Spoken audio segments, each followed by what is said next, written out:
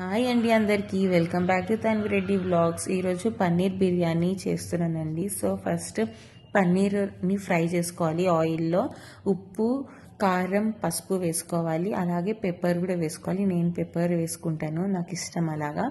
So తర్వాత ఆయిల్లో మసాలాలన్నీ వేసుకొని, పచ్చిమిర్చి వేసుకొని, ఆనియన్స్ కూడా వేసుకోవాలి. ఫ్రై చేసుకున్న తర్వాత కొంచెం పసుపు వేసుకొని టమాటో కూడా వేసుకోవాలి. అది కూడా బాగా ఫ్రై చేసుకోవాలి. చేసుకున్న తర్వాత కొంచెం సాల్ట్ వేసుకోవాలి.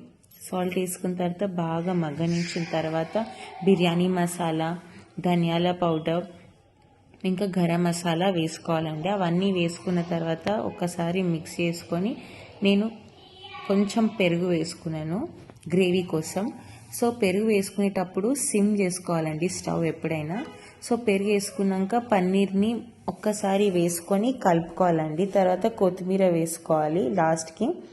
ఇలా వేసుకున్న తర్వాత ఒక్కసారి కలుపుకొని ఇలాగా అయిపోతుందండి. తర్వాత దీన్ని నేను రైస్ కుక్కర్లో కుక్ చేస్తున్నాను.